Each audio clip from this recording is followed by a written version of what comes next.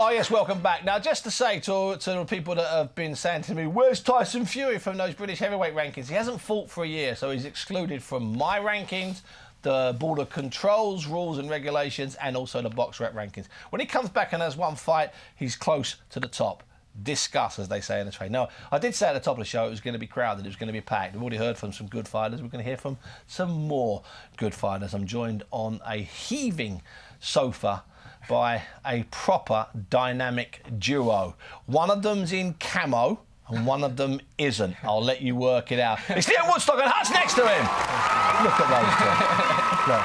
Now, I haven't got time to tell you the story of Lyon's travel here today. All I'll tell you is, if ever you make an arrangement to meet him, make sure you double check every single pick-up and drop-off point, OK? He's lethal around a taxi, this boy. Lyon, great to have you in the studio. First of all, I'm going to apologise on behalf of Boxnation and everybody involved with the firm for not interviewing you after your last fight, which was a great win against Craig Boxon. A great fight, an absolute honour and a privilege to be doing so. We ran out of time drastically. I'm so sorry about that. We never got to talk to you. We never got to see the belt, which you've got on the table. I brought it for you guys. Yeah, which is really lovely. The sort of fight that, as a coach, you both love and hate.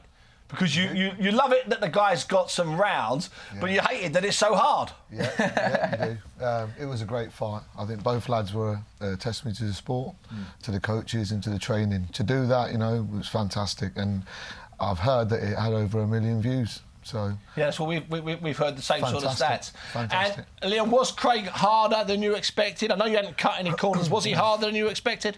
I knew that I was going to be in for a hard fight anyway, because I feel like a lot of people underestimate Craig Boxton. You need to look at the people that he's been in the ring with. Do you know what I'm saying? He's a good fighter. Yeah. Do you get what I'm saying? He's not a pushover. No, he's not. Considering my circumstances and the situation, I was under the weather, I had really bad blocked nose and that. It made it harder than probably it would have been 100% Lyon Woodstock. But nevertheless, I think everything in life happens for a reason, and maybe that was meant to happen to make it such a great fight and get it to the 1 million views. Like, if I look at any of my other fights, none of them ever got 1 million views, so it all happens for a reason. I'll make the point, and Hudge mentioned it there, that really, you roll up the rest of your fights, they're all perfectly OK, you put them in your back pocket, this is it, this is when you start here. You have a fight like that, don't you, Josh? You know, you have fights, then you have suddenly a fight where you go, wow, that's the real business there suddenly. That's the proper business. This is it, it's because we'd seen Lyon early in the year in Leicester, you know, show off his skills. I mean, we didn't work against a tough boy here, and someone who could really take a shot and push Lyon as well. But that's a kind of character when Lyon comes through that even more, and that's what people start looking at and think, wow.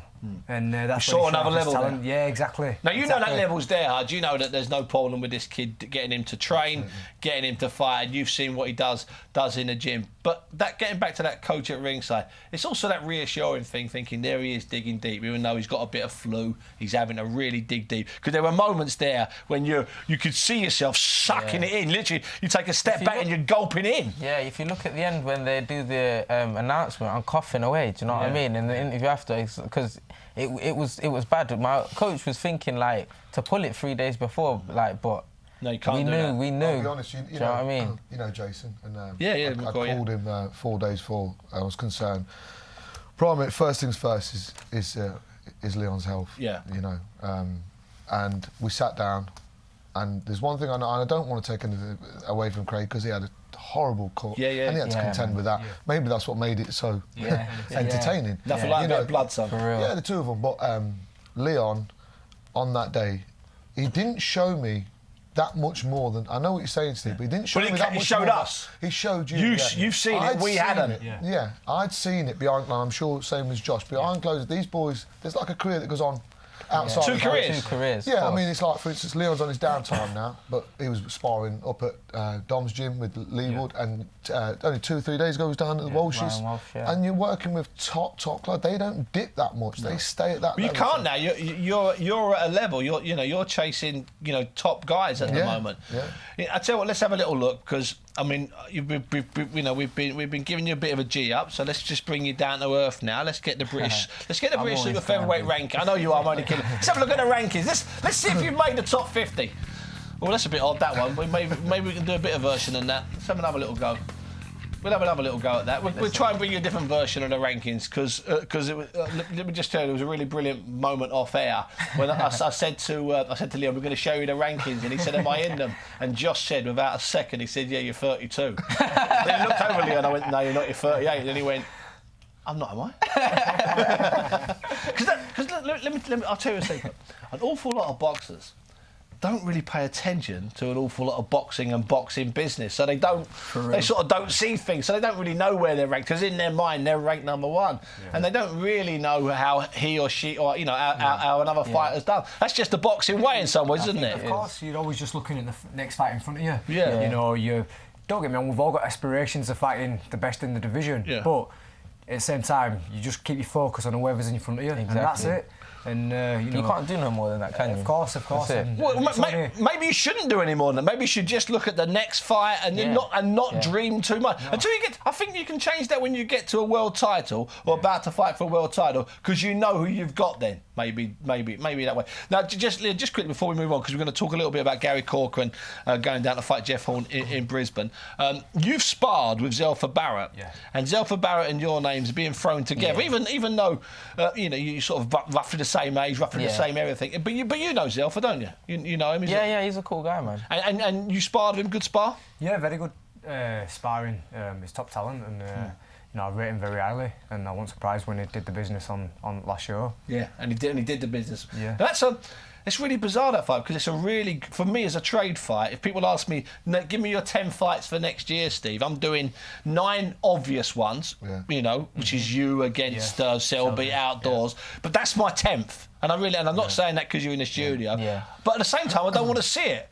Now, some people watching this who work at Boxnation and BT will be going, "No, Bunsey, we want to see it." Well, I don't know if I do want to see it next year. I want to see it eventually, but I'm not sure if they... You see my point? Yeah, 100%. Could it be 18 months? I don't know. There's a lot of similarities between the two. Yeah. Both good kids, both live the life, and they both stand for something. Now, I said this a long time ago, if you stand for nothing, you fall for everything. Yeah. And they both stand for something, and they're great role models to come from where they've come from.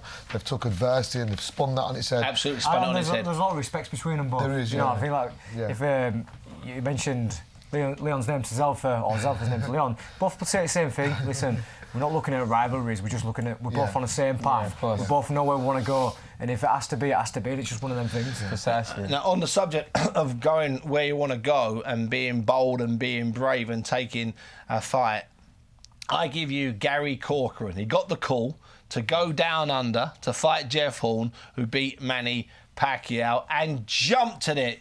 I don't need to ask either of you two. You'd have done the same thing, wouldn't you? Yeah, of course, man. 100%.